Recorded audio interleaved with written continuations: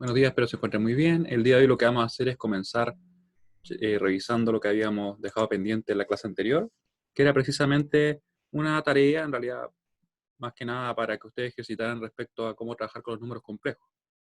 Eso está entonces la solución en la unidad 1, no, en la unidad 2 está la solución. Por acá. Ejercicio con números complejos.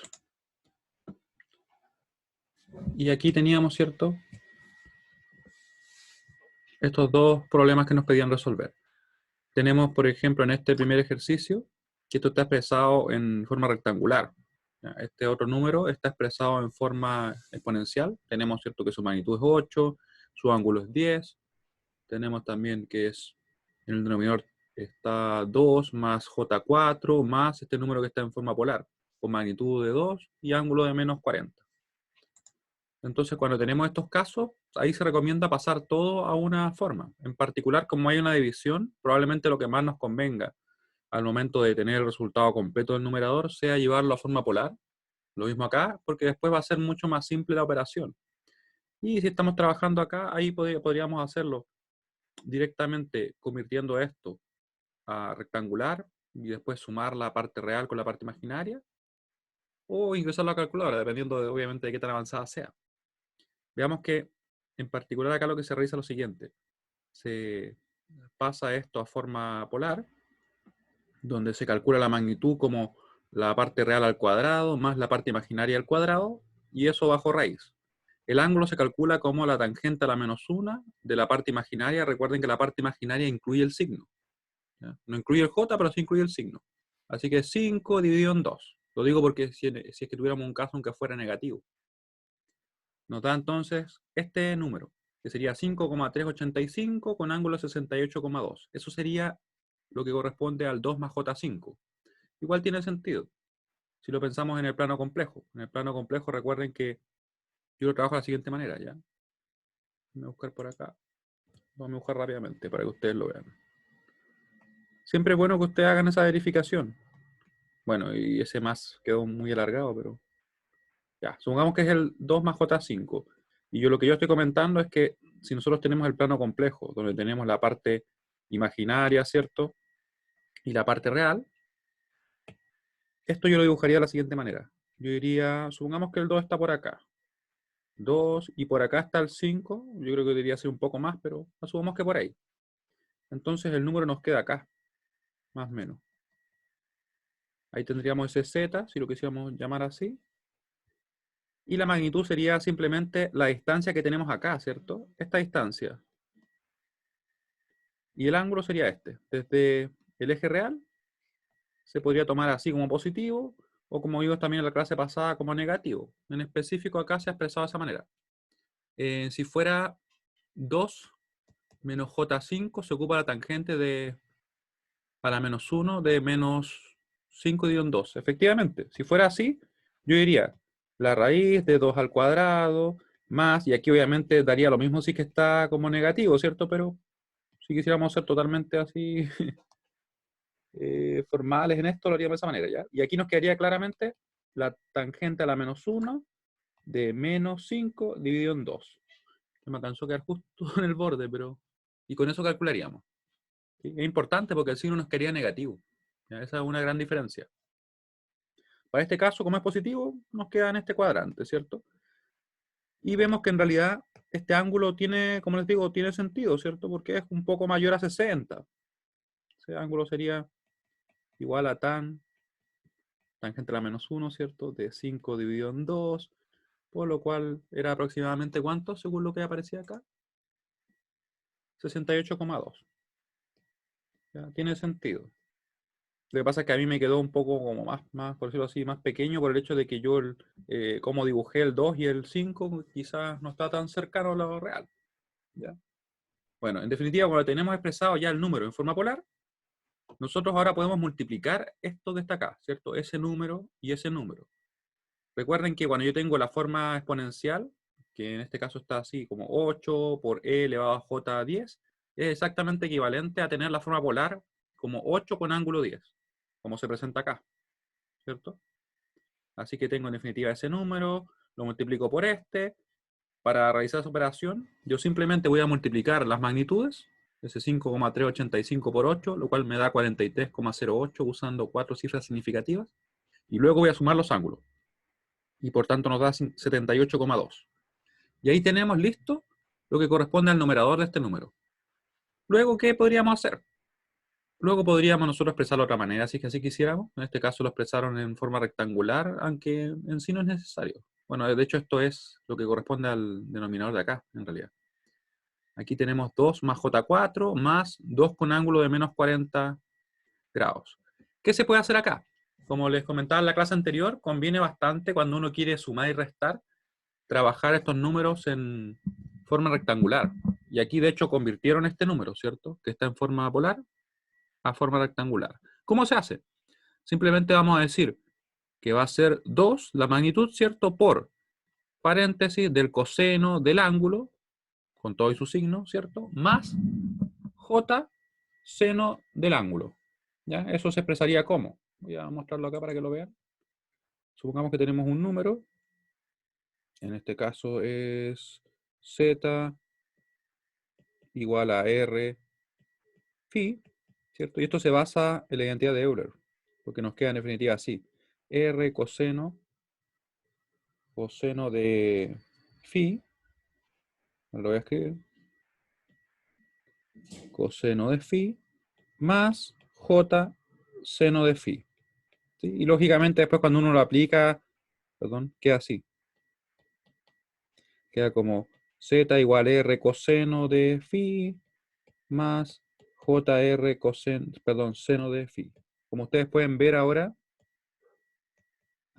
que lo vamos a mostrar, así es como se expresa, miren. Ahí está, ¿cierto? Se fijan que ahí está, en este caso el R es 2, que he multiplicado acá, ¿cierto? Y el phi en este caso es el menos 40. Al desarrollar esto, nos queda en definitiva el siguiente número, que sería 3,532 más J2,74, o más 714, perdón. ¿Cierto? Luego ese número lo podemos convertir a forma polar de la misma forma que se hizo acá. ¿Cierto? Calculando la magnitud como la raíz de este número al cuadrado más ese número al cuadrado. Nos dio 4,454. Y el ángulo también, como la tangente a la menos 1 de ese número sobre ese número. También lo podemos comprobar. Vamos a una calculadora normal por ahora.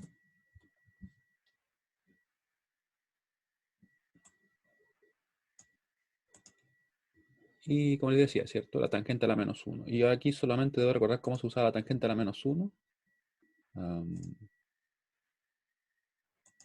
Buena pregunta. Hoy tengo que usar la calculadora clásica que usamos siempre.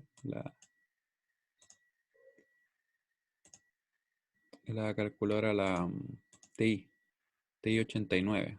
Voy a buscarla dónde está.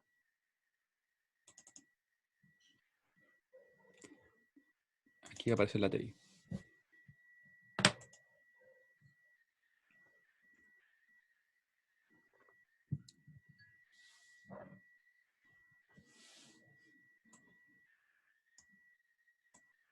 Acá. Entonces, ¿cierto? Teníamos que queríamos comprobar ese. Íbamos a decir la tangente a la menos 1, que lo hacemos con verde, ¿cierto? Con ese botón de custom. Le ponemos 2,714 dividido en 3,532. Y nos da 37,54, así que lo dejamos en 4 cifras significativas, ¿cierto?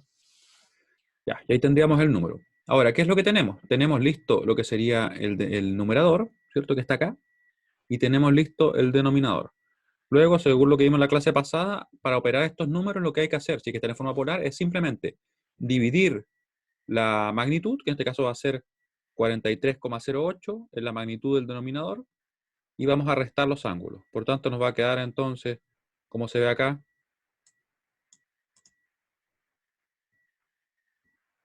9,672 es la división, ¿cierto?, de las magnitudes, y la resta de los ángulos, que nos da 78,2 menos 37,54, nos da 40,66. Y ese sería el resultado. ¿Sí? Claramente esto es un recordatorio así como bien rápido de lo que podemos realizar o de cómo podemos realizar este problema, ¿cierto? Porque estuvimos revisando las propiedades de la clase pasada, más que nada haciendo un recordatorio. ¿Sí? ¿Dudas hasta acá? Porque si fueran dudas más de fondo, yo les recomiendo que revisen la clase pasada, porque en la clase 19 de hecho, porque ahí vamos paso a paso viendo cada una de las propiedades. Y esto era como una tarea que dejamos para poder así ir soltando la mano, ¿ya?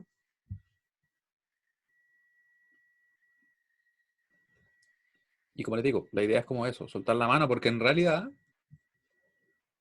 todo esto lo podemos hacer con la calculadora, que lo vamos a ver en un momento, ¿ya? Ya. Luego en el siguiente problema nos pedían, ¿cierto?, resolver esta operación o evaluarla en realidad. Y vamos a ver qué pasa. Tenemos entonces j por paréntesis de 3 menos j4, y eso conjugado. Es importante recordar que el conjugado lo que hace en definitiva es cambiar el signo de la parte imaginaria. Eso es lo que hace. Y si que está en forma polar, le cambia el signo al ángulo. ¿Ya? Así que es esto lo que realiza. Tenemos, por ejemplo, supongamos z conjugado, y si z está expresado como x más ji, eso va a ser igual a simplemente x menos ji, ¿cierto? Le cambió el signo.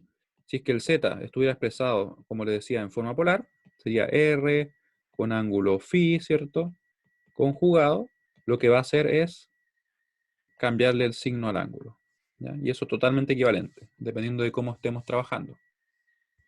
Así que en el ejercicio, de hecho, se debe realizar lo mismo, ¿ya? Deberíamos cambiarle el signo y después podríamos multiplicar término a término, tal como lo hacemos en álgebra. Vamos a ver acá cómo lo hicieron. Es posible evaluarlo en su forma rectangular, ya que todos los términos se encuentran en dicha forma. Sin embargo, tenemos lo siguiente, ¿ya?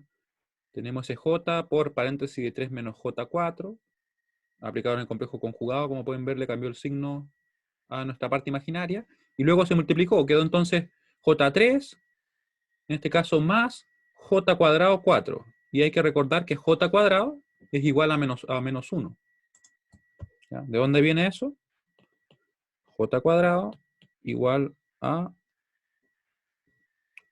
raíz de menos 1 al cuadrado, porque no olvidemos, ¿cierto?, que j es simplemente esto, raíz de menos 1.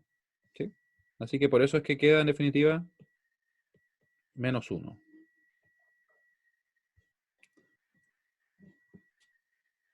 Tenemos entonces, ¿cierto?, que nos cambia el signo. Así que si era j cuadrado 4, ahora quedaría menos 4.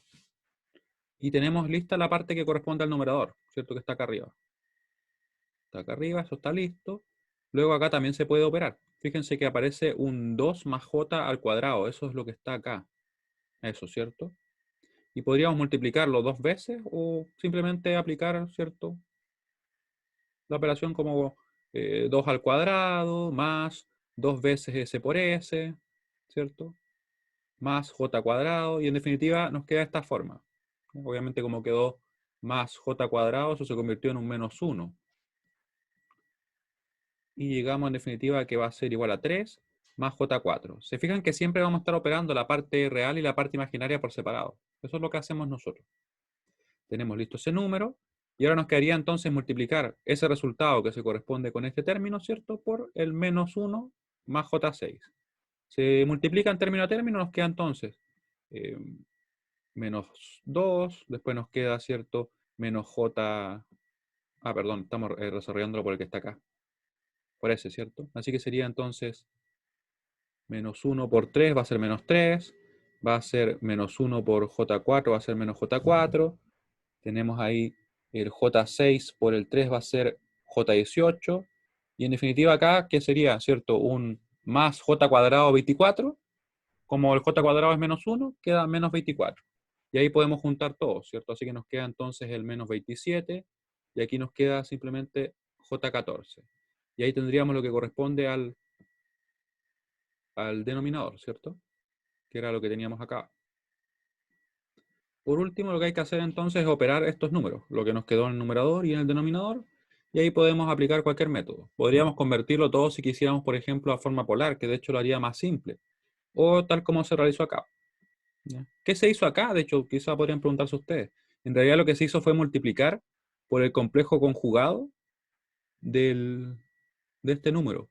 ¿Ya? Es como apareció cuando nosotros racionalizábamos. ¿Ya? Yo voy a copiarlo acá para que lo vean, por si acaso alguien resolvió el ejercicio convirtiendo a forma polar y le quedó como la duda respecto a qué es lo que se hizo en el problema. Aquí lo vamos a dejar escrito. Tenemos entonces, déjenme poner la página, ahí sí. Eso que está ahí. Menos 4 más J3 dividido en menos 27 más J14. Ya. Y tenemos entonces que se hizo lo siguiente, miren. Ahora sí. Lo que se hizo fue tomar el mismo número y se multiplicó, como les decía, por el complejo conjugado del denominador. Así que nos quedó menos 27 menos J14. Recuerden que el complejo conjugado lo que hace es simplemente cambiarle el signo a la parte imaginaria, ¿cierto? Eso fue lo que cambió.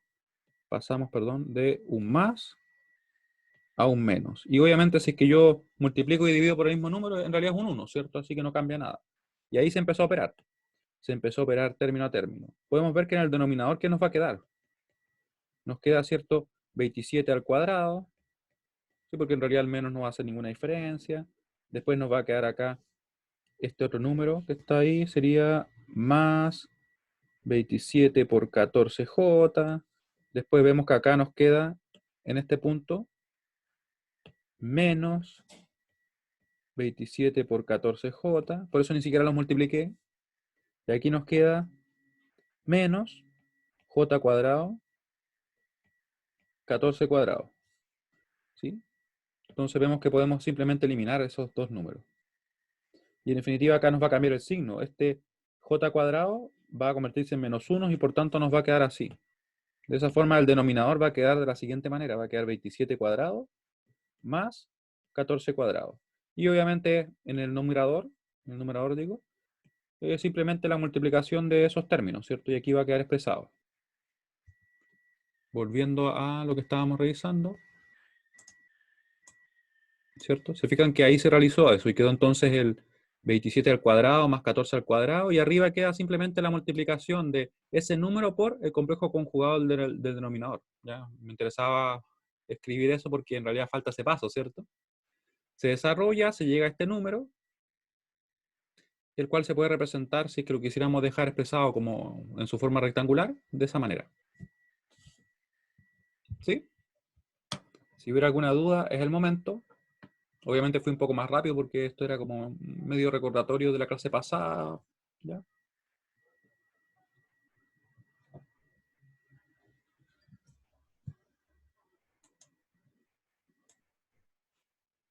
Bueno, si no hubieran dudas, lo que vamos a hacer ahora entonces es ver que en realidad estos ejercicios tenían el objetivo de que ustedes recordaran más que nada las propiedades y que soltaran un poco la mano. Pero para este curso, créanme que usar estas calculadoras lo hace todo mucho más simple porque yo puedo escribir esto, miren.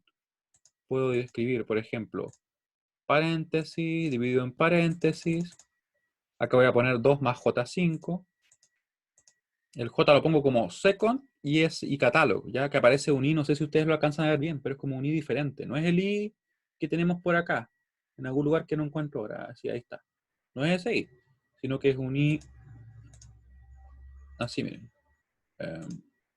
Ahí. Es ese I, ¿se fijan? Si yo pusiera el I que tenemos acá, nos queda diferente. ¿Ya? Y ese I pequeño no nos va a servir, porque ese I pequeño es una incógnita más. Si yo es que yo lo usara así, me dejaría en realidad una ecuación. ¿Ya? No sería un número complejo. Así que pongo ese I, recuerden, con second y catálogo. Luego, ¿qué más tengo? Tengo ese número, ¿cierto? Lo voy a expresar en forma polar directamente, ¿ya? Así que voy a dejar por paréntesis de 8 con ángulo 10. 8 con ángulo, lo pongo así el ángulo, miren. Con este botón de acá. Ahí está el ángulo. Se ve pequeño quizás, pero sería eso. Y pongo 10. Eso dividido en lo que tenemos acá.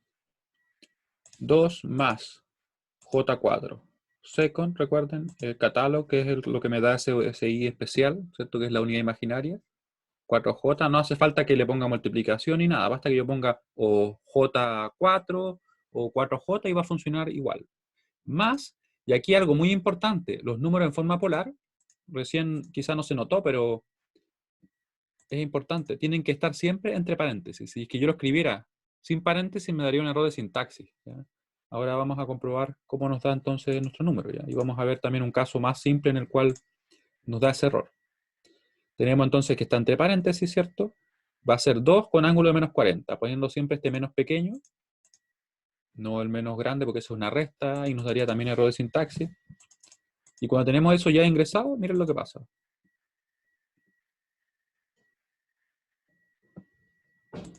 Bueno, se queda pegada la calculadora. Ups, déjenme ver eso. Ahí está. Explota el PC. No, en realidad, ¿saben por qué se demoró tanto? Porque lo tenía puesto en modo exacto. Entonces yo debería ponerlo en aproximado. Lo que pasa es que cuando está, por ejemplo, en automático, en realidad no es automático, sino que es exacto.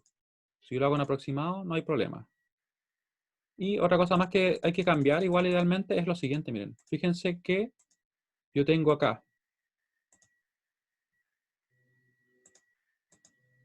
la cantidad de dígitos que quiero que represente. En este caso yo le pongo que represente 6. Esos son los decimales que me muestra. Aquí quiero usar ángulos en grados sexagesimales. Ese debe usar. No ocupen, si es que ustedes tuvieran la opción por ahí en una calculadora real, supongamos, gradian, porque aparece y ese no sería el correcto. Ocupamos degrees. Tenemos acá también complex format. No lo dejamos en real, sino que lo dejamos, por ejemplo, o en polar o en rectangular. Y ahora, con esa configuración, miren, nos queda mucho más rápido. ¿Se dan cuenta qué resultado dio? 9,672 con ángulo de 40,66. Aquí hay una pequeña diferencia en ese dígito, pero recuerden que acá nosotros igual hicimos algunas aproximaciones, de hecho. Acá está ingresado el número completo. ¿Se fijan lo rápido que es? Se agrega, teniendo el cuidado de poner todo lo que son los números complejos en forma polar, ¿cierto? Entre paréntesis, y da el resultado. ¿Qué pasaría si yo quiero convertirlo a forma rectangular? Hago esto, le doy Enter, lo tengo ahí. Fíjense que todavía no he buscado el resultado. Voy a modo, lo cambio en el formato complejo de polar a rectangular, le doy Enter y ahí me lo dejo. Ahí estaría de nuevo en forma rectangular. Si yo lo quisiera en forma polar, modo, cambio a forma polar. Y me da en forma polar. ¿Sí? ¿Se fijan que es mucho más rápido? Claro, como les decía, nos sirve a nosotros el entender cómo se realiza la operación, pero para efectos de los cálculos, en realidad, la calculadora es mucho más potente, mucho más rápida. Si yo hiciera lo mismo, vamos a comprobar el segundo. El segundo vamos a comprobarlo.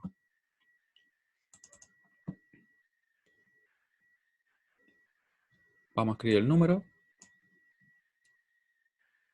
Tenemos acá... Le tengo puesto alfa, nada que ver, ahí sí.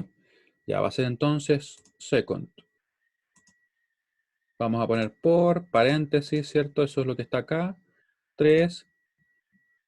Si pongo el 3 adentro estaría muy bien. Ahí sí. Menos J4. Tendríamos, ¿cierto? Eso dividido en... Y por si acaso yo de momento lo voy a dejar así. Lo voy a dejar como más. Le apliqué yo el conjugado. Aunque yo me acuerdo que la función conjugado acá es conju. Así como C-O-N-J. Pero la vamos a probar en la siguiente, ¿ya? Por si la memoria me falla. Dividido en... Y aquí vamos a poner dos paréntesis para asegurarnos de que esté todo correcto, ¿ya? Sería entonces menos 1 más J6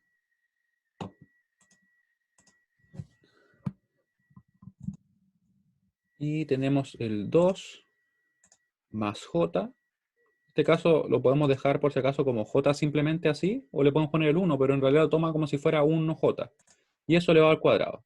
De todas maneras, igual nos deja chequear si está correcto.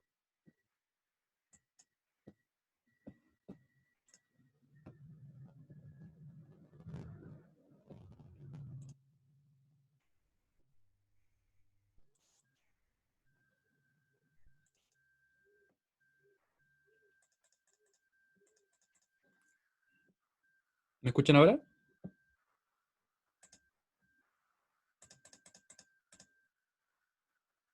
Ya, sí.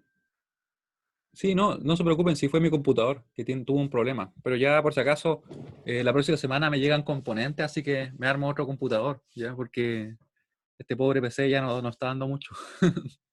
Mucho trabajo ha tenido. ¿Ya? De todas maneras, ¿qué es lo que le estaba mostrando, cierto? Que teníamos, ¿cierto? El 2 más j, en este caso entre paréntesis, y lo elevé al cuadrado. Y me lo va a resolver, miren. Le damos Enter y ahí quedó bien. Podemos chequear si es que está correcto. Se fijan que es J, sí está bien, ese I especial, ¿cierto? Como I en negrita, así. Más, o sea, por 3 más J4, dividido en paréntesis de menos 1, ¿cierto? Más J6 multiplicado por esto. Vamos a ver si es que la memoria no me falla, ¿eh? Y si es que efectivamente se guardaba como conju.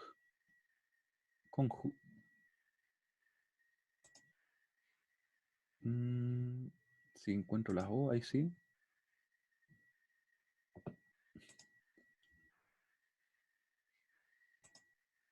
No, con E, no, es conj.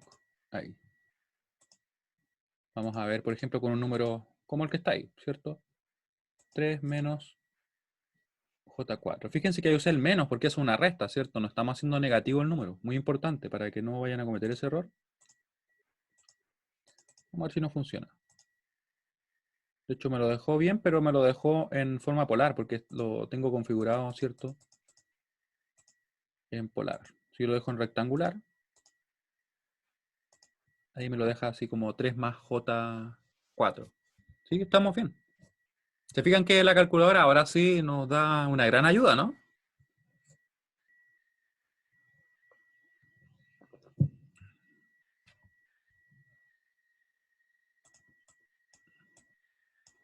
Ya. Entonces, con eso listo, lo que vamos a hacer ahora, sí, pues de hecho es mucho más fácil. Fíjense que toda la operación, si yo la hago a mano, igual me tardó su tiempo. Y nosotros la revisamos paso a paso para que ustedes pudieran ver esa diferencia. Y espero que ahora aprecien más la calculadora. A pesar que la abrí y el PC se empezó a acelerar, pero en realidad es mi computador el que tiene problemas, sí. Ahora estoy abriendo esta Word y se pone medio así, medio porfiado. Pero lo vamos a actualizar. Y vamos a tener un buen setup. Ya.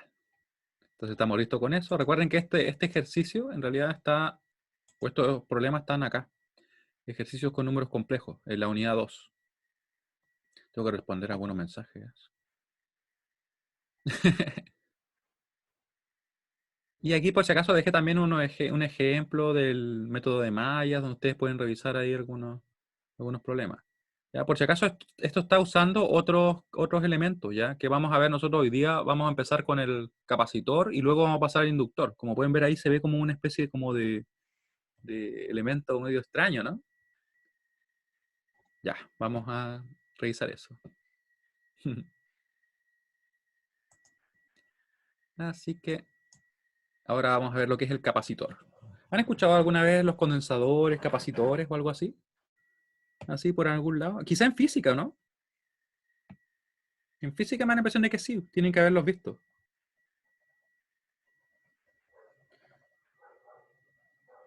Sí, de hecho, nosotros lo que vamos a hacer, más que verlos, por ejemplo, desde el punto de vista físico, lo vamos a ver desde el punto de vista eléctrico, ¿ya? Obviamente vamos a trabajar un poco con lo que es la definición misma del elemento, pero no me voy a extender, por ejemplo, en el cálculo del campo eléctrico que haya una distancia determinada, como se ve en física, ¿cierto? Sino que directamente con el cómo nosotros lo usamos en circuitos y qué efecto tiene. Porque imagino que eso calcularon, ¿no? Calcula el campo eléctrico en tal, o que se produce en tal punto para un determinado elemento, cuando, no sé, tiene una fuente de un valor determinado, me imagino. Ya, entonces esta sería la clase 20. Lo anterior recuerden que era más que nada un recordatorio de lo que estuvimos viendo la clase pasada y más que nada revisar la tarea también, porque era una tarea que no era como obligación realizarla, pero nos ayuda bastante el poder soltar eso.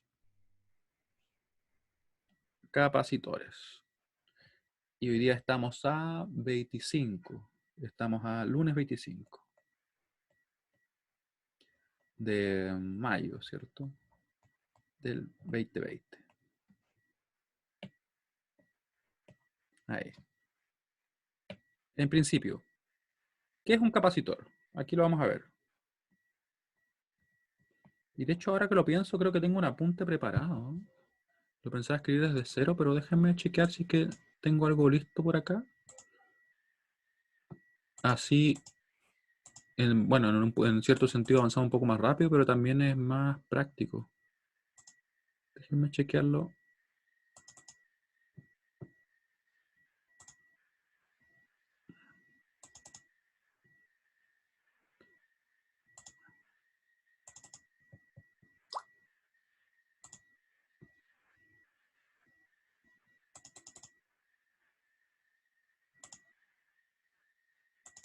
Y lo vemos por acá.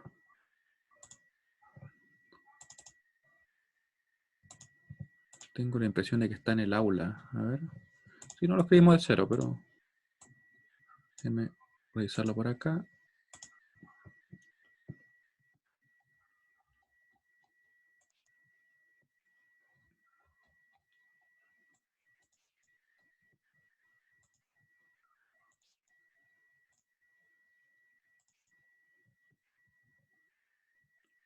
Mm, mm. En algún lugar debe estar.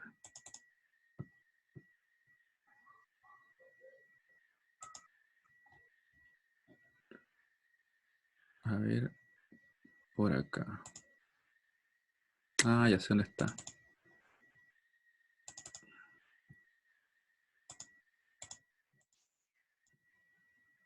Acá está. Vale la pena la búsqueda, créanme. Solamente si mi PC lo abre. De hecho, creo que voy a cerrar algo porque me da la impresión de que la calculadora lo empezó a acelerar. Así que vamos a cerrarla. Acá está, miren el apunte. Y de hecho, de momento vamos a cerrar acá porque hay que ir optimizando los recursos. Este es un apunte que preparé yo por si acaso. Hace un tiempo lo voy a actualizar probablemente, pero aquí se describen claramente los capacitores y lo vamos a ir revisando, ya porque de hecho pensaba escribir exactamente lo mismo. ¿Qué son los capacitores? Son elementos de circuitos capaces de acumular energía en su campo eléctrico. Estos elementos están construidos por medio de dos placas metálicas separadas entre sí por un dieléctrico. O sea, en principio piénsenlo así, de la siguiente manera. Tenemos dos placas, ¿cierto? Y tenemos un espacio entre medio que no va a conducir la corriente eléctrica. ¿Ya? Idealmente la va a aislar de cierta forma. Este dieléctrico puede ser aire, cerámica, poliéster, papel y en realidad cualquier material que a ustedes se les pueda ocurrir que tenga ese efecto, ya que impida en principio que circule la corriente directamente a través de él. ¿Ya? Y más aún van a ser estas características las que finalmente le van a dar el nombre al capacitor, porque nosotros vamos a tener diferentes tipos de capacitores. Vamos a tener capacitores de cerámica, capacitores de poliéster, capacitores, déjame pensar en otro, electrolíticos, ¿ya? Así entre muchos otros materiales. De papel también hay. Y estas características permiten que, por ejemplo, al aplicar un voltaje entre sus terminales, como ustedes pueden ver en esta imagen, ¿cierto? Aquí tenemos las placas, tenemos esa separación que está entre medio formada por ese dieléctrico. Si es que yo le aplico una fuente de tensión, lo que va a ocurrir es que se van a acumular cargas positivas en una placa y cargas negativas en la otra placa. O sea, en definitiva, seguro que ustedes vieron en física también, acá se va a imponer un campo eléctrico, ¿cierto? Pero en principio no va a circular corriente a través de él. Así que, como tenemos esas cargas positivas y negativas, también podemos decir que entre sus placas se está acumulando una carga eléctrica. ¿Sí? ¿Y cómo va a ser esa carga eléctrica? Obviamente va a tener una relación con el voltaje que yo aplico. Mientras más voltaje yo aplico, más carga va a haber. Igual tiene sentido, ¿cierto? Y además va a depender de esta constante llamada C, que es la capacitancia. Y que la capacitancia, por si acaso, depende exclusivamente de las características constructivas del capacitor. Cuando hablo de características constructivas, me refiero a qué, por ejemplo. Me refiero al área de sus placas, me refiero a la distancia entre ellas mismas, ¿cierto? Y además al material que tenemos entre medio, porque tendrá que tener algún efecto, ¿cierto? No creo que sea exactamente lo mismo poner aire que poner, por ejemplo, cerámica, ¿sí? volver a la definición un poco. Ya, vuelvo un poquito. De todas maneras, como les digo, esto lo voy a publicar. Pensaba escribirlo a mano de nuevo, pero ya que lo tenía hecho, por suerte me acordé. Así ahorramos el tiempo y podemos alcanzar a ver incluso los capacitores y los inductores en un día. Como les digo, nosotros no nos vamos a centrar tanto en la parte física de cómo calcular, por ejemplo, cada variable, sino que en el cómo lo usamos en circuito, ya que es precisamente para lo que estos apuntes súper súper bueno. Fíjense que son de hecho solamente dos páginas por cada elemento, 4 en total. ¿Sí? ¿Ahora está bien?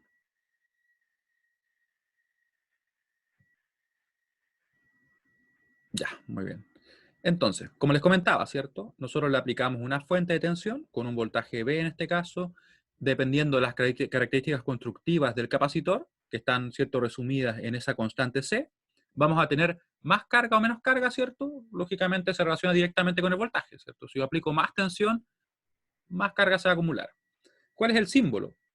El que ustedes ven acá, ¿cierto? Dos líneas paralelas, ¿cierto? Que representan a las placas conectadas de esa manera. Y como se observa en la figura 1, la carga eléctrica acumulada es igual a C igual, o en realidad, perdón, a Q igual a C por B, donde C es la capacitancia del capacitor, medida en farad, y B es el voltaje entre los terminales del dispositivo, ¿cierto? Tal como les comentaba.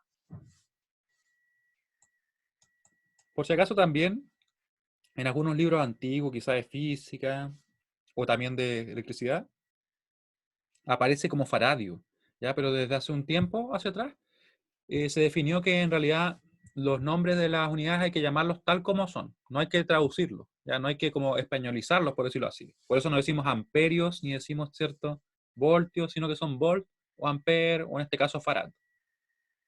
Eso es importante, ¿ya? Claro, en los circuitos generalmente no se ven las placas así tal cual, o estas son muy pequeñas, me preguntan. Lo que pasa es que están dentro de un elemento, están dentro de un capacitor.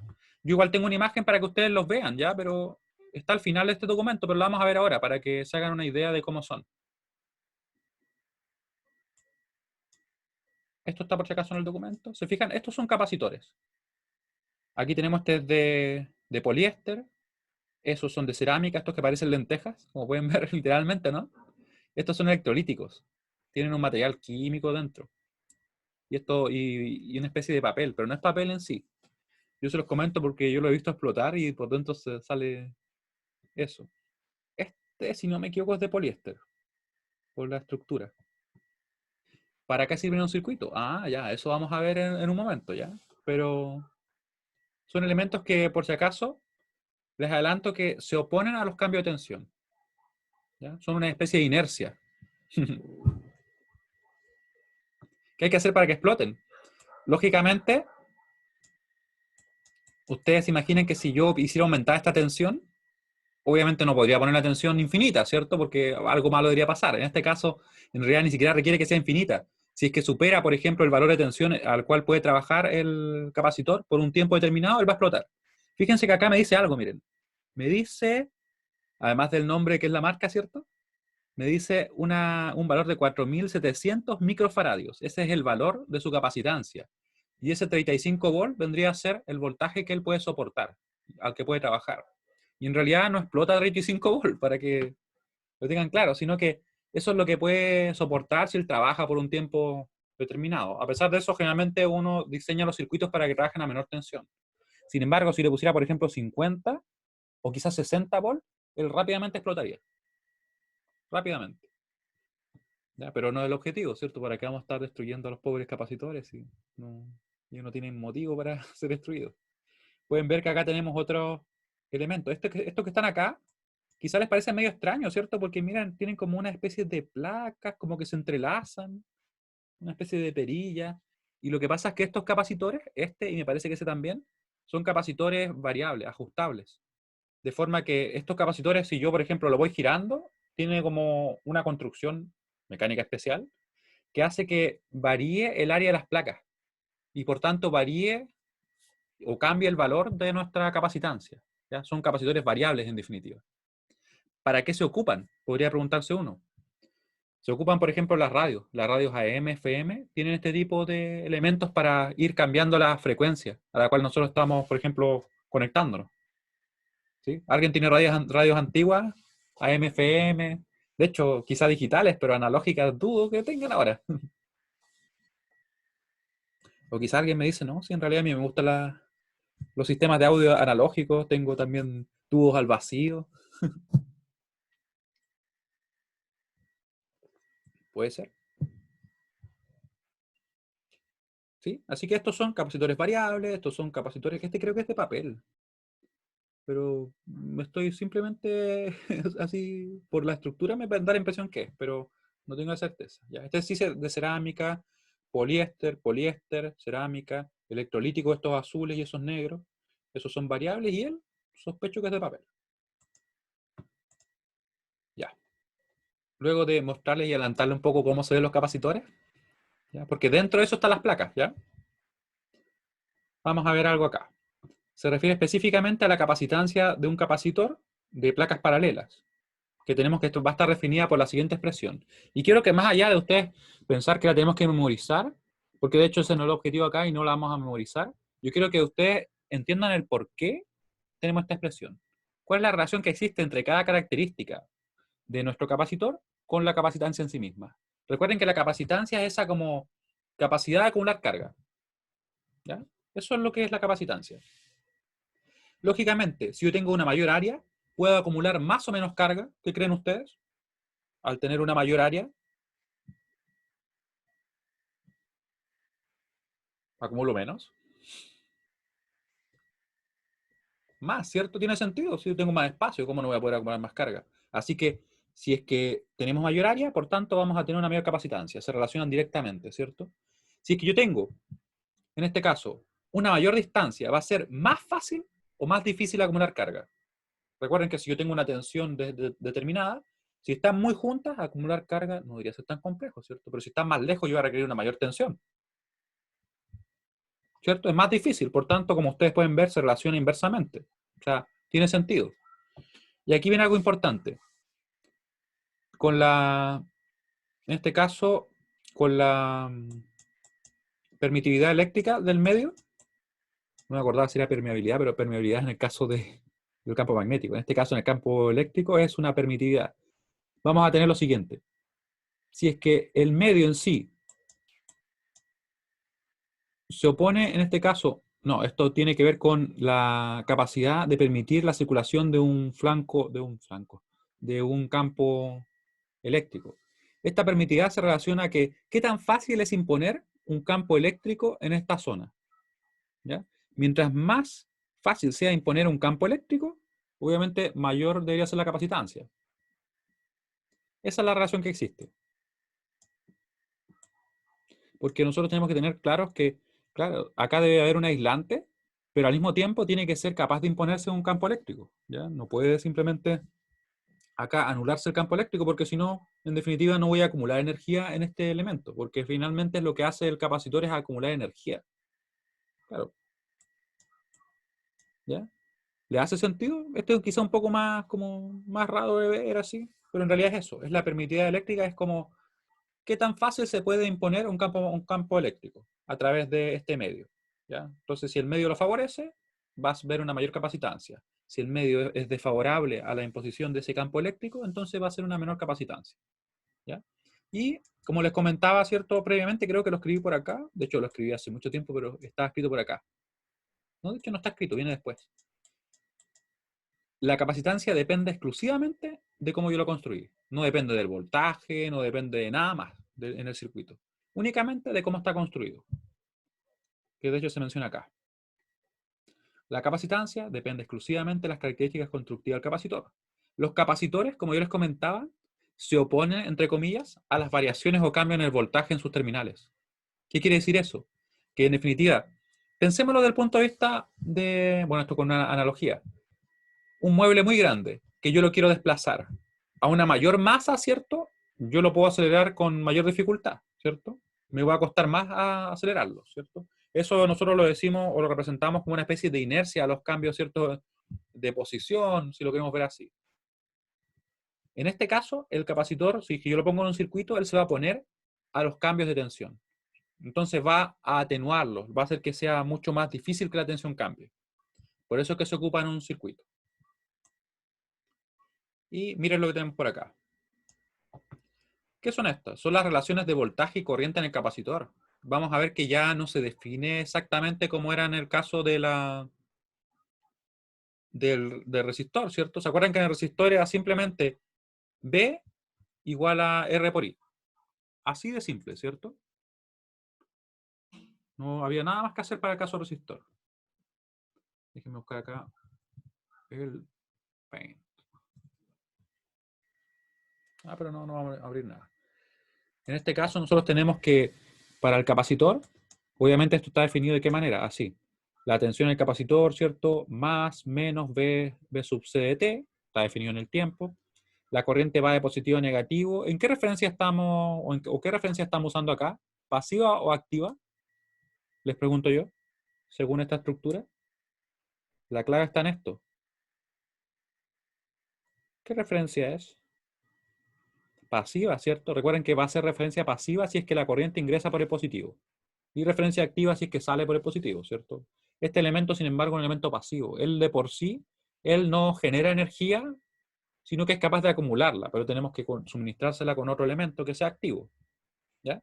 Y tenemos entonces que la corriente a través de este capacitor va a ser igual a la capacitancia por la derivada de la tensión, ¿cierto? En sus terminales, con respecto al tiempo.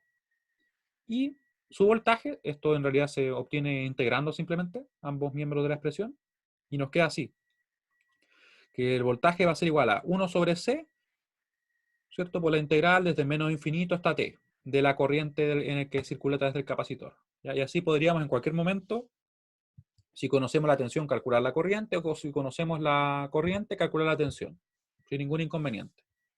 ¿Ya? Igual les adelanto que nosotros en el curso no vamos a estar derivando o integrando. ¿Ya? Esto es simplemente cómo se relacionan las corrientes y tensiones en estos elementos. Y aquí teníamos los ejemplos de los capacitores. ¿Sí? Bueno, se veía mejor en la imagen que les mostré, ¿cierto? Un poco más grande. ¿Dudas hasta acá respecto a los capacitores? Como les digo, esta clase lo que tiene es como, o lo que busca es que ustedes tengan una visión general de los capacitores, que nos quedemos con algunas ideas importantes.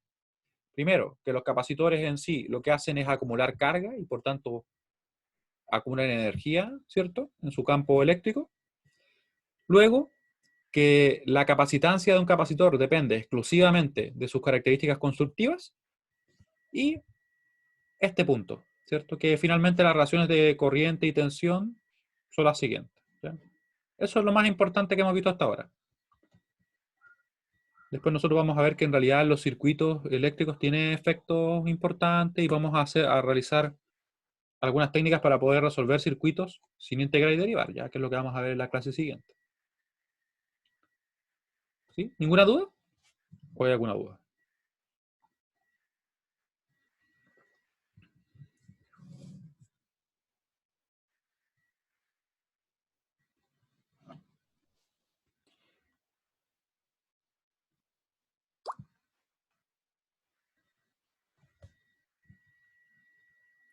Ya, entonces vamos a pasar a los inductores.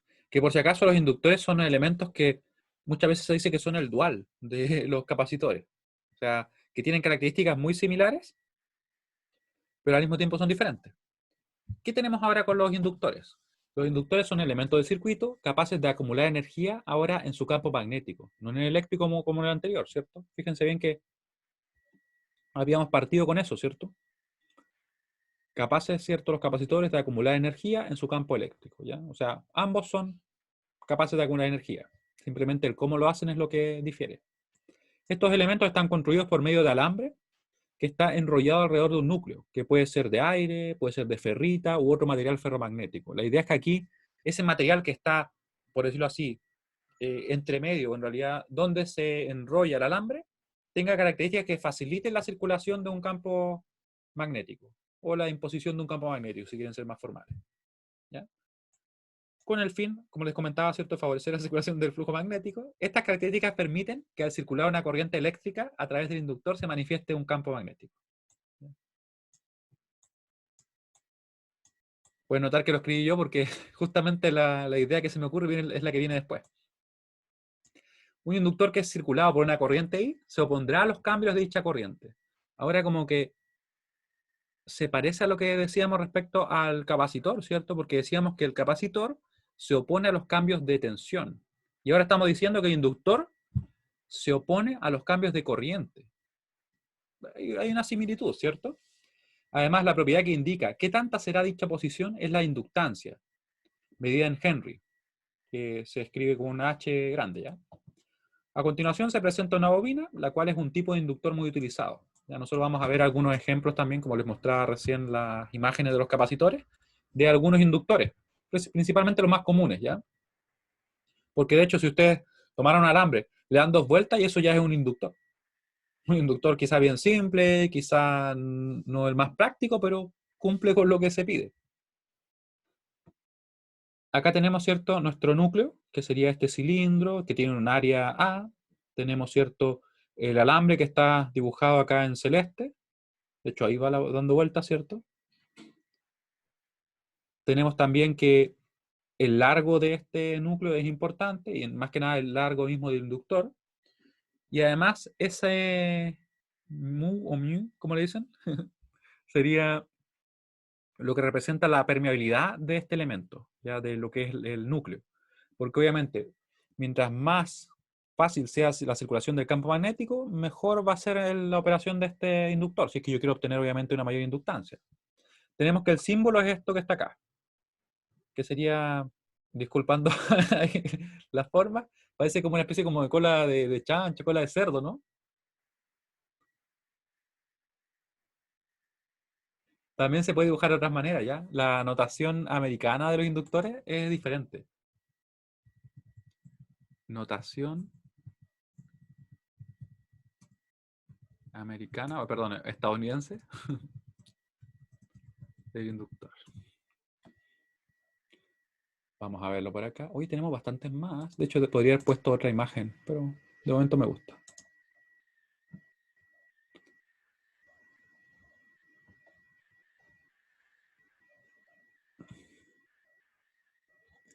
Símbolo. Estoy buscando el símbolo para que ustedes lo vean, ¿ya? Acá está. Acá está.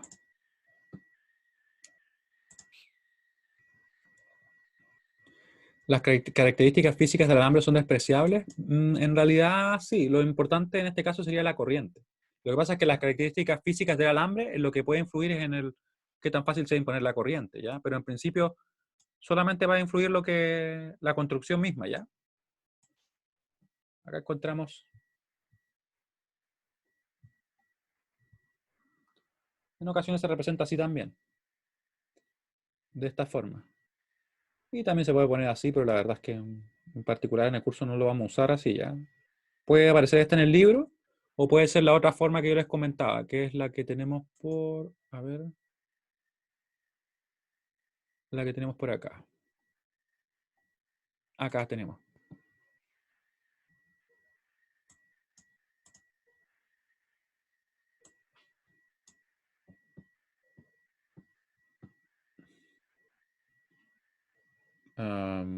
¿Por qué me dice que apareció una imagen?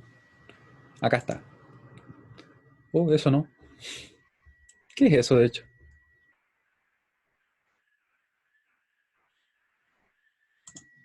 Bueno, después de ver una imagen un tanto extraña, pero sería en definitiva las que yo les comentaba. Esta forma, ¿ya? Es una de las dos que se ocupan bastante. Luego, ¿qué tenemos acá? Importante respecto a la construcción misma del inductor, que ustedes yo creo que pueden sospechar ya que las características o la inductancia depende exclusivamente de las características constructivas, tal como en el caso del capacitor. Pero ¿por qué de esa manera? Miren, vamos a tener, ¿cierto?, el área. ¿Qué creen ustedes? ¿Va a ser más fácil que se imponga un campo magnético con una mayor área o va a ser más difícil? ¿Más fácil que se imponga un campo magnético que circule por acá?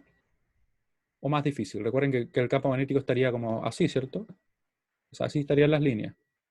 Y por acá también. De hecho, dependiendo del sentido de circulación de la corriente, tendríamos, ¿cierto?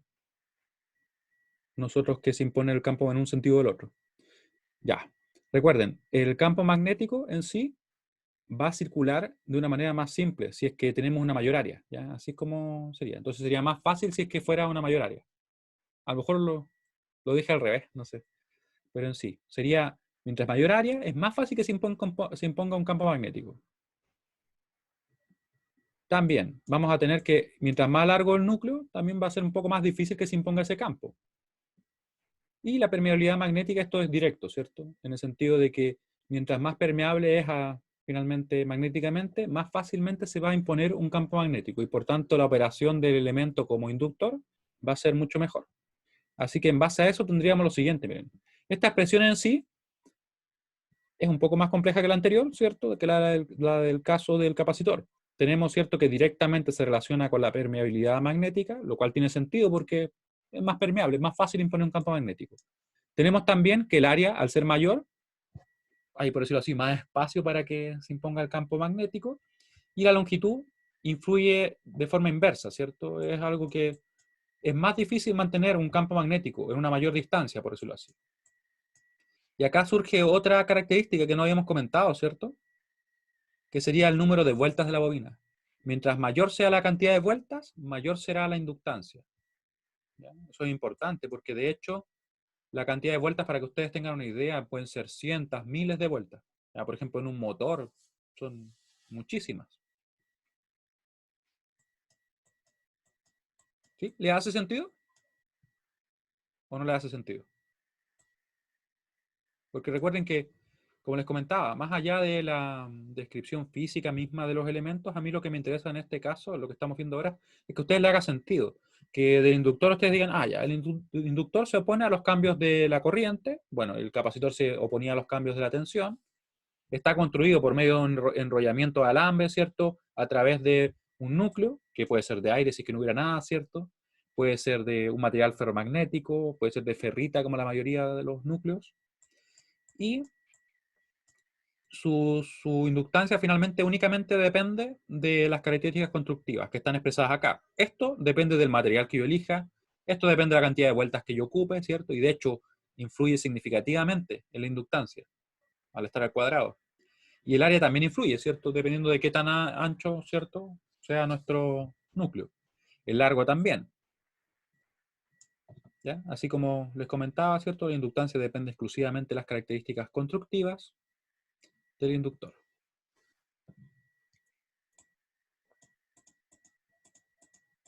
Ah, ya, pero lo que pasa es que en este caso no está influyendo con las vueltas en sí.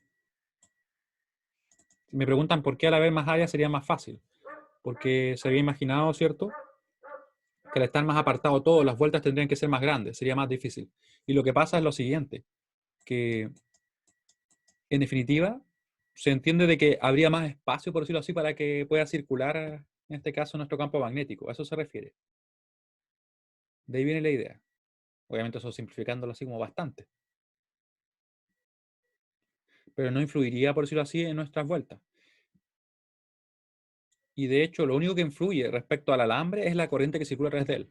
Es la única diferencia que podría generar. Y aún así, fíjense de que no está afectando la inductancia, sino que afectaría el campo, pero vamos a ver después que en realidad el campo depende tanto de la inductancia como de la corriente, a pesar que yo no lo incluía acá esa expresión, pero depende de tanto de la corriente como de la inductancia, ¿ya? ¿Y cuáles serían las relaciones de corriente y voltaje? Serían bastante similares al caso anterior, o sea, al caso del capacitor. Solamente que están invertidas, si se fijan bien ustedes.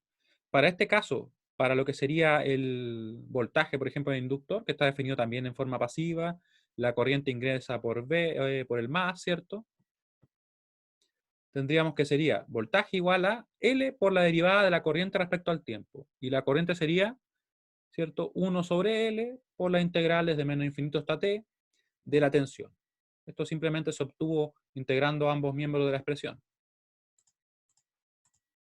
El campo que se produce, me preguntan, el campo se produce porque la corriente da vueltas alrededor del núcleo. Si es así, al estar todo envuelto, la corriente no debería de pasar de manera directa entre el punto A y el punto B. decides seguir el camino del alambre. Es que de hecho sí lo hace. La corriente circula por acá, circula por el alambre sin ningún problema. Lo que pasa es que, no sé si ustedes en física vieron lo que se llama la regla de la mano derecha. ¿Se acuerdan de eso? La regla de la mano derecha. ¿Algo? Ah, ya. Pero de hecho es más simple de lo que puede parecer. Miren, si yo por ejemplo tengo, no sé si ustedes ven la imagen mía ahora, tengo por ejemplo la mano derecha. Si es que yo por ejemplo pongo mis dedos en el sentido en que está circulando la corriente, ¿cierto? El pulgar me va a indicar hacia dónde circula el flujo magnético, la dirección del mismo. ¿Ya? Entonces en este caso circula de esa forma. Recuerden que el campo queda así. De hecho vamos a buscarlo por acá. Quizá aparece. Esas imágenes salieron puras cosas nada que ver. Campo magnético. Magnético. Bobina. Para que lo vean. Ahí está. ¿Se fijan? Así circula el campo magnético. Entonces yo con la regla de la mano derecha yo puedo saber la dirección. Fíjense, si es que yo, por ejemplo, pongo mis dedos en el sentido en que está circulando la corriente, el pulgar me indica hacia dónde va a fluir, en este caso, el campo magnético. Y como pueden ver acá, si es que yo pusiera mis dedos hacia allá, ¿cierto? El pulgar me indica esto, que va hacia acá. Y así se cierra este campo. ¿Sí? ¿Le hace sentido? Para eso se puede ocupar la regla de la mano derecha. ¿Sí? Si yo tuviera mi mano ahí, como está el mouse, ¿se fijan? El pulgar me quedaría hacia allá.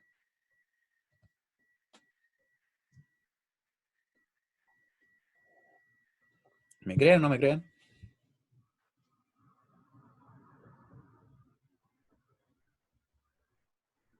Tal vez.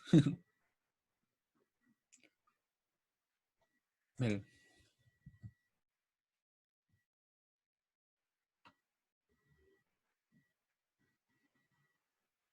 Ah, si el cable estaba todo junto y envuelto. La corriente, ¿por qué gira? Porque simplemente la corriente eléctrica va a seguir el camino en el cual está el cable. ¿Ya? O sea, no va a depender de cómo yo lo ponga, por decirlo así, espacialmente. La corriente, si es que yo le pongo una fuente que tiene, por ejemplo, el positivo acá y el negativo acá, va a saber circular a través de nuestro alambre. ¿Ya? Sin importar porque esté todo junto, por decirlo así. ¿Ya? No sé si entendí bien tu pregunta, pero se refiere a eso, ¿ya? Se refiere a que yo finalmente aplico la fuente por acá, sin importar cómo esté distribuido espacialmente el cable, la corriente va a saber circular por acá y va a hacer todo ese camino y volver acá. Y ese efecto provoca la imposición o la aparición de un campo magnético. ¿Ya? ¿Y cuál es la dirección? Es lo que yo les comentaba, ¿cierto? ¿Sí? Eso surge por el tema de la, creo, si no recuerdo bien, la ley de Faraday. De hecho, no, porque esa ley de Faraday se refería a cuando hay una fuerza. Y algo les quería mostrar también adicionalmente, antes de eso, se refería a esto, miren. Acá. Acá tenemos algunos inductores. Se pueden dar cuenta que en realidad ese material que está ahí como negro es ferrita. Así es la ferrita. Este probablemente tenga un núcleo de aire. Y acá tenemos otro que está enrollado, pero está totalmente encapsulado. Muchas veces se puede encontrar esto en dispositivos eléctricos antiguos, incluso creo que en los computadores, pero los computadores generalmente uno ve ya unos que parecen transformadores pequeños. Eso es un inductor. Y como pueden ver acá tenemos un inductor así súper básico, ¿no? Voy a encontrar otra imagen interesante. Déjenme buscarla por acá. De hecho, no era esa. Bueno, así que estos son los nuevos elementos que vamos a estar utilizando, ¿ya? Como les decía, la idea era entender directamente cómo están construidos, más o menos para qué se ocupan. Recuerden que si yo les digo que uno de ellos se opone a los cambios de tensión y otro se opone a los cambios de corriente, y además ambos acumulan energía, donde simplemente cambia el cómo la acumulan, ¿cierto? El capacitor en su campo eléctrico, el inductor en su campo magnético, ¿sí? Con eso nosotros podemos ya tener una idea de cómo lo vamos a ir ocupando. Y la clase siguiente vamos a finalmente ver cómo lo vamos a hacer en específico para poder resolver los circuitos, ¿cierto? Porque según vimos ahora la relación de tensiones y corrientes son derivadas integrales, ¿cierto? Lo cual podemos resolver también. Sin embargo, hay unos métodos que son un poco más simples.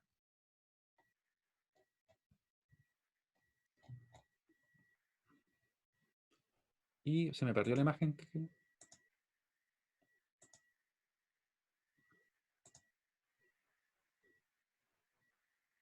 El material que envuelve el cable, ¿podría tener algún efecto? En realidad no. En realidad no tendría efecto.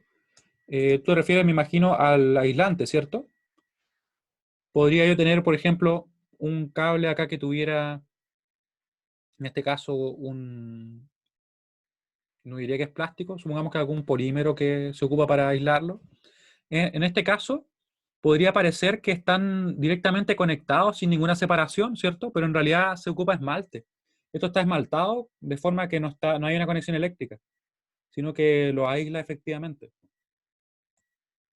¿Ya? Probablemente, ¿en qué se influiría? Fíjense bien que esto está prácticamente pintado. Entonces, ¿eso qué genera? Genera que la distancia entre las vueltas es mucho más pequeña que, por ejemplo, en el caso que se ocupara un alambre así. Así que te podría decir que, a pesar de que el material en sí no afecta a la capacitancia, perdón, a la inductancia, el hecho de que tenga un material que requiere, por tanto, tener una mayor, no sé, un mayor grosor, influiría en definitiva en el espacio entre vueltas. Así que podría influir un poco, habría más pérdidas. ¿Sí? De hecho, es una buena pregunta. Si no tuviera esmalte, ¿qué pasaría? Sería simplemente un alambre, porque como estaría completamente unido, sería como tener un trozo de metal que yo me conecto por acá y por acá. Sería simplemente un camino. Eso pasaría si no tuviera esmalte. Sería simplemente un trozo de metal, ¿cierto? Buen punto. ¿Sí? Por eso es que son de esta forma. En realidad no están conectados. Ah, ya, ahora sí te entiendo tu pregunta. Yo no había entendido tu pregunta entonces. Claro, porque uno podría decir, ¿por qué no circula así simplemente, ¿cierto? ¿Por qué da esas vueltas, me decías tú? Sí, sí, sí. Muy bien entonces. Claro, es porque en realidad está esmaltado y no hay una conexión eléctrica entre ambos. Obviamente está aislado de alguna manera. Lo que pasa es que el esmalte se ocupa porque aísla y al mismo tiempo no afecta la separación entre vueltas, porque créanme que las pérdidas aumentan bastante si es que yo tengo una separación mayor. Por eso es que están tan juntas. ¿Sí? ¿Alguna duda adicional? Porque como digo, aquí hemos terminado el apunte. Este apunte se lo voy a dejar en el aula, ¿ya? Se lo voy a dejar en el aula para que ustedes lo puedan revisar, lo puedan guardar, lo que quieran hacer. Y nos veríamos del día miércoles, donde vamos a ya a ver cómo vamos a trabajar con estos elementos, ¿cierto? En el curso. Así que les agradezco mucho su participación y nos vemos el día miércoles.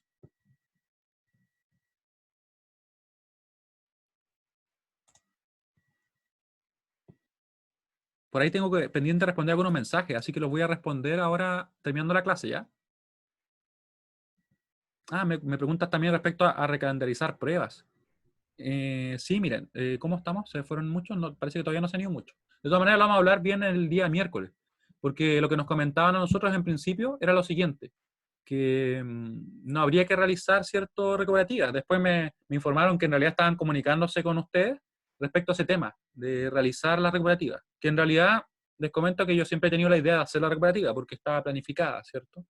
Así que ahora nos queda chequear simplemente si es que se va a tener que dar una recuperativa para toda persona quien no dio, por ejemplo, la prueba 1, o si es que habría otra opción, por ejemplo, de rendir una especie de prueba 1, por decirlo así. ¿Ya? Pero en principio, recuperativa va sí o sí.